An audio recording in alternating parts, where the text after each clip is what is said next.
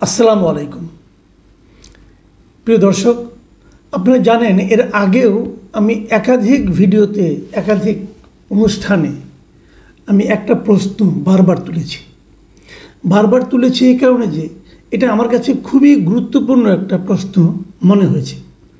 সেটা হলো যে দেশের নীতি নির্ধারণী পর্যায়ে আমরা কোনো দ্বৈত নাগরিককে দায়িত্ব দেব কিনা, মানে যারা দেশের সিদ্ধান্ত নেবেন দেশের ভালো মন্দ নিয়ে, সেখানে আমি এমন কোনো লোককে রাখবো কিনা যে লোক একই সঙ্গে বাংলাদেশের নাগরিক এবং ভিন্ন একটা দেশের নাগরিক। পৃথিবীর অনেক দেশ আছে, যেমন সিঙ্গাপুর। আপনি যদি সিঙ্গাপুরের নাগরিকত্ব নিতে যান, আপনি পৃথিবীর অন্য কোনো দেশের নাগরিকত্ব নিতে পারবেন না, কারণ তাদের বক্তব্য হলো তুমি একসঙ্গে দুই নৌকা পা দিতে পারবে না। তুমি যদি সিঙ্গাপুরের নাগরিকত্ব বাদ দিয়ে অন্য কোনো দেশের নাগরিকত্ব নাও, তার মানে তুমি সিঙ্গাপুরের নাগরিকত্ব নিয়ে হ্যাপি নও। একই জিনিস কিন্তু ভারতেও আছে। ভারতের কোনো নাগরিক যদি বিদেশের কোনো দেশের নাগরিকত্ব নিতে যায়, তাকে কিন্তু ভারতের নাগরিকত্ব ছেড়ে নিতে হয়। এই জিনিসটা বাংলাদেশে নেই। বাংলাদেশে একই সঙ্গে দুই জায়গার নাগরিকত্ব নেওয়ার একটা সুযোগ আছে। আমাদের অনেক আত্মীয়স্বজন আছে যারা বিদেশে অন্য দেশের নাগরিক, ইউরোপের নাগরিক, অস্ট্রেলিয়ার নাগরিক, আমেরিকার নাগরিক, আবার তারা একই সঙ্গে বাংলাদেশেরও পাসপোর্ট ধারণ করে। এটা নিয়ে আমার কিন্তু ওইভাবে কোনো আপত্তি নেই। আমার আপত্তি একটা জায়গায় হলো যখন সে বিদেশের নাগরিকত্ব নেবে তখন সে বাংলাদেশের রাষ্ট্রীয় নীতি নির্ধারণী কোনো কাজে থাকতে পারবে না। আমাদের দেশে একটা নীতি নির্ধারণী পর্যায়ে একটা সিদ্ধান্ত দিল যে এই কাজটা করা উচিত, অমুকের সঙ্গে যুদ্ধ ঘোষণা করা উচিত, অমুক দেশের সঙ্গে এই চুক্তি করা উচিত। এই যে নীতি নির্ধারণী সিদ্ধান্তগুলো, এটা যদি পরবর্তী সময়ে ভুল প্রমাণিত হয়, তাহলে তো আমি তো সেই লোককে ধরতে পারবো না, সে তো বিদেশ চলে যাবে।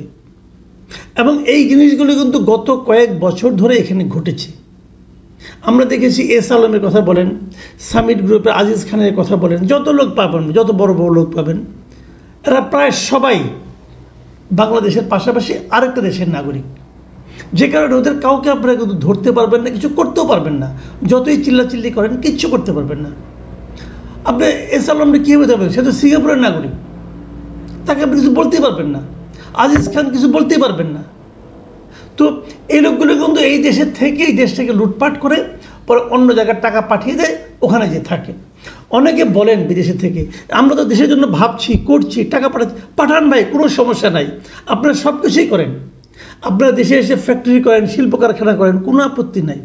কিন্তু আপনি দেশের রাষ্ট্রপতি হতে চেয়েন না, আপনি দেশের প্রধানমন্ত্রী হতে চেয়েন না, আপনি দেশের এমপি হতে চেয়েন না, কারণ এইগুলি নীতি নির্ধারণী। আপনি যখন বিদেশের নাগরিক হবেন তখন আপনার দেশপ্রেম যারা বিদেশের নাগরিক নয়, বাংলাদেশে বসবাস করে, তাদের চেয়ে কম হতে বাধ্য। কারণ যদি বাংলাদেশকে আপনি ভালোবাসতেন সম্পূর্ণভাবে, তাহলে আপনি বিদেশে যেখানেই যান না কেন, ওখানে চাকরি বাকরি করতেন, অনেক কিছুই করতেন, নাগরিকত্বটা আপনি নিতেন না। কেন নিয়েছেন? যাই হোক, এই এত বড় ভূমিকাগুলি বললাম কেন? এটা নিয়ে আমি একাধিক রিপোর্ট করেছি। অনেকে আমার কাছে এই সমস্ত নিয়ে নানা রকম মানে আপনার মেইল পাঠায়, মেসেজ পাঠায়, ইমেইলে আসে, অনেক কিছু আসে, এবং ওনারা অনেকে প্রশ্নও করেন আসলে এই লোকগুলি কি। আমার কাছে এরকম অনেকগুলি প্রশ্ন এসেছে। আমি এই প্রশ্নগুলোর আজকে উচ্চারণ করতে চাই, কারণ আমি সংশ্লিষ্ট লোককেও এই প্রশ্নগুলি করতে চাই, যারা নাকি এদেশে গুরুত্বপূর্ণ দায়িত্বে আছেন। তাদের কাছে জানতে চাই যে আসলে আপনাদের নিয়ে যে প্রশ্নগুলি উঠেছে, এই প্রশ্নগুলি কি সঠিক? আমি জানি না, কিন্তু আমি কনফার্ম হতে পারবো না। যেমন ধরেন ডক্টর ইউনূস কি আমেরিকার নাগরিক? উনি কি দ্বৈত নাগরিক? এখন এই প্রশ্নটা আমি কিভাবে প্রমাণ করব?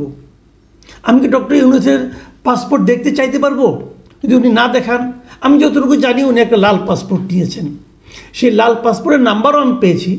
কিন্তু যে কোনো নতুন পাসপোর্ট নিতে গেলে সেই পাসপোর্টে কিন্তু পুরনো পাসপোর্টের একটা ইতিহাস থাকে। আগের পাসপোর্ট নাম্বারটা কত ছিল? ডক্টর ইউনূসের লাল পাসপোর্টে কি সেই নাম্বারটা আছে, আগের নাম্বারটা?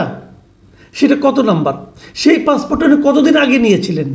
উনি এত ঘন ঘন বিদেশে যাওয়া আসা করতেন, আগে দেখছি আমরা, এখনও দেখছি। তো তার তো পাসপোর্টে ইমিগ্রেশনে সিল পড়তে পড়তে পেজ তো প্রতি বছর তো 2-3 টাকা তার পাসপোর্ট নবায়ন করার কথা। অতবার কি করেছেন? নাকি তিনি অন্য কোনো দেশের পাসপোর্টে চলাফেরা করতেন? এই প্রশ্নগুলো যদি উঠে, আপনি কিভাবে এটা সমাধান করব? আমি ডক্টর ইউনূসকে জিজ্ঞাসা করতে চাই, আপনি বলুন, আপনি যেহেতু আপনাকে নিয়ে একটা প্রশ্ন উঠেছে, আপনি এটা একটা সমাধান দিন আমাদেরকে। বলুন আপনার অবস্থানটা কি? আপনি কি বিদেশের নাগরিক নাকি নাগরিক না? আপনি কি একই সঙ্গে আরেকটা দেশের নাগরিক হলে কোন দেশের নাগরিক? আমাদের বলতে আপনার অসুবিধাটা কি? লজ্জা পাচ্ছেন কেন? এখানে তো লজ্জা পাওয়ার কিছু নেই। আর যদি বাংলাদেশের সংবিধান আপনি মানেন, সংবিধানে বলা হয়েছে যারা অন্য দেশের নাগরিক তারা এই ধরনের সাংবিধানিক কোনো পদে যেতে পারবে না, মানে মন্ত্রী এমপি হতে পারবেন না। শপথ নিয়ে যে কাজগুলি করতে হয়, যে কাজগুলি করার জন্য শপথ নেওয়ার দরকার পড়ে, সেই সমস্ত পদে ওনারা যেতে পারবেন না। সেই বিচারে ডক্টর ইউনূস হয়তো প্রধান উপদেষ্টা হতে পারবেন না। তাই যেহেতু প্রশ্নটা উঠেছে, আমি ওনার কাছে উত্তরটা চাই। আমি চাইবো ওনার প্রেস উইং এই ব্যাপারে একটা ব্যাখ্যা দেবে। তারপরে ব্যাখ্যা যদি ভুল হয় তখন এটা নিয়ে আবার আলোচনা হতেই পারে, কোনো সমস্যা নেই। যেমন ওনার কন্যা দিনা আফরোজ ইউনূস, আমার কাছে একজন লিখেছে উনিও নাকি মার্কিন নাগরিক। এটা কি সত্য? আমি জানতে চাই। আমি আরও কিছু প্রশ্ন করব, এগুলো আমি জানতে চাই যে আসলে কি। যেমন ধরা যাক, উপদেষ্টাদের মধ্যে একজন সৈয়দ রিজওয়ানা হাসান, বলা হচ্ছে উনি ব্রিটিশ নাগরিক, একই সঙ্গে দ্বৈত নাগরিক। আবার ধরুন আমরা যদি আমার কাছে যে মেসেজগুলো এসেছে, মেসেজগুলি পড়ে পড়ে শোনাচ্ছি প্রশ্নগুলি। যেমন প্রধান উপদেষ্টার আন্তর্জাতিক বিষয় সংক্রান্ত বিশেষ দূত, উনি আবার উপদেষ্টার মর্যাদায় প্রাপ্ত। ওনার নাম হলো মিস্টার লুৎফে সিদ্দিকী। উনি বিদেশ থাকেন দীর্ঘদিন, উনি সুইজারল্যান্ডের নাগরিক এবং একই সঙ্গে বাংলাদেশের নাগরিক। ডক্টর খলিলুর রহমান, বহুল চর্চিত বহুল আলোচিত ব্যক্তি, উনি মানে গভর্নমেন্টের নিরাপত্তা উপদেষ্টা এবং রোহিঙ্গা বিষয়ক সমস্যা বিষয়ক হাই রিপ্রেজেন্টেটিভ। উনি দীর্ঘদিন ধরে আমেরিকায় আছেন, আমেরিকার নাগরিকত্ব নিয়েছেন, উনি দ্বৈত নাগরিক। আবার ডক্টর আনিসুজ্জামান চৌধুরী, উনি প্রতিমন্ত্রীর পদমর্যাদা প্রধান উপদেষ্টার বিশেষ সহকারী, উনি বড় অর্থনীতিবিদ, উনি অর্থনীতি নিয়ে অর্থ মন্ত্রণালয়ে কাজ করছেন, উনি অস্ট্রেলিয়ার নাগরিক। মোহাম্মদ সুফিউর রহমান, তিনি তাকে সম্প্রতি প্রতিমন্ত্রীর পদমর্যাদায় প্রধান উপদেষ্টার বিশেষ সহকারী হিসেবে নিয়োগ দেওয়া হয়েছে। তিনি কাজ করবেন পররাষ্ট্র মন্ত্রণালয়ে। তিনি কিন্তু বাংলাদেশের পাশাপাশি সুইজারল্যান্ডেরও নাগরিক। তারপরে শেখ মঈনুদ্দিন, প্রধান উপদেষ্টার বিশেষ সহকারী হিসাবে প্রতিমন্ত্রীর পদমর্যাদায় সড়ক পরিবহন ও সেতু মন্ত্রণালয়ে উনি নিয়োগ পেয়েছেন। উনি অনেক দিন ধরে মার্কিন যুক্তরাষ্ট্রে প্রবাসী এবং মার্কিন যুক্তরাষ্ট্রের নাগরিক। ফয়াজ আহমদ তৈয়ব, উনি প্রতিমন্ত্রীর পদমর্যাদায় প্রধান উপদেষ্টার বিশেষ সহকারী, উনি প্রকৌশলী এবং তিনি একই ধারে বাংলাদেশ ও নেদারল্যান্ডের নাগরিক। আশিক চৌধুরী, খুব আলোচিত চরিত্র একজন, উনি বিডার চেয়ারম্যান, ওনার আসল নাম হলো চৌধুরী আশিক মাহমুদ বিন হারুন। তিনিও মেধাবী লোক, কোনো সন্দেহ নাই, কিন্তু তিনি একই সঙ্গে বাংলাদেশ এবং ব্রিটিশ নাগরিক, মানে উনি দ্বৈত নাগরিক। ডক্টর আলী রিয়াজ, যিনি সংবিধান সংস্কার কমিশনের প্রধান এবং জাতীয় ঐক্যমত্য কমিশনের ভাইস প্রেসিডেন্ট, উনি মানে ভাইস চেয়ারম্যান উনি, এবং উনি বিভিন্ন পলিটিক্যাল লিডারদের সঙ্গে নিয়মিত আলোচনা করছেন সংস্কার নিয়ে। উনি কিন্তু দীর্ঘদিন ধরে ইলিনয় স্টেট ইউনিভার্সিটির উনি অধ্যাপক। উনি প্রায় 3 যুগেরও বেশি সময় ধরে বিদেশে থাকেন, ইংল্যান্ডে থাকছেন, আবার আমেরিকায় থাকেন। উনি মার্কিন নাগরিকত্ব ওনার আছে, উনিও দ্বৈত নাগরিক। মিস্টার বদিউল আলম মজুমদার, উনি নির্বাচন ব্যবস্থা সংস্কার কমিশনের প্রধান, উনি আমেরিকান সংস্থা হাঙ্গার প্রজেক্টের বাংলাদেশ শাখার পরিচালক। সুজনের উনি কর্ণধার, উনিও কিন্তু আমেরিকান নাগরিক। কামাল আহমেদ, গণমাধ্যম সংস্কার কমিশনের প্রধান, উনি বিবিসিতে ছিলেন দীর্ঘদিন এবং তারপরে এখন লন্ডনেই আছেন এবং উনি ব্রিটিশ নাগরিকত্ব নিয়েছেন। দুর্নীতি দমন কমিশন সংস্কার কমিশন যেটা হয়েছে, তার যে মেম্বার ডক্টর মুস্তাক হোসেন খান, তিনিও ব্রিটিশ নাগরিক। প্রধানমন্ত্রীর খুব পাওয়ারফুল একজন লোক, প্রধান উপদেষ্টার মানে এসডিজি বিষয়ক মুখ্য সমন্বয়ক, ইনি সিনিয়র সচিব পদমর্যাদা আছেন, লামিয়া মুর্শিদ। তাকে অনেকে এমনও বলে যে উনি দীর্ঘদিন ধরে গ্রামীণ ব্যাংকে আছেন এবং ডক্টর ইউনূসের অন্যতম সহযোগী তাকে বলা হয়ে থাকে, এবং তিনি কানাডার নাগরিক। তার স্বামী সন্তানরা দীর্ঘদিন ধরে কানাডায় থাকে, এখনও তার স্বামী দেশে আছেন। প্রধান উপদেষ্টার ঐক্যমত্য বিষয়ক বিশেষ সহকারী মিস্টার মনির হায়দার, তাকেও সিনিয়র পদমর্যাদা সচিব পদমর্যাদা নেওয়া হয়েছে। তিনি 1 যুগ ধরে রিফিউজি অ্যাসাইলামে আমেরিকায় বসবাস করেন, তিনিও আমেরিকান নাগরিক।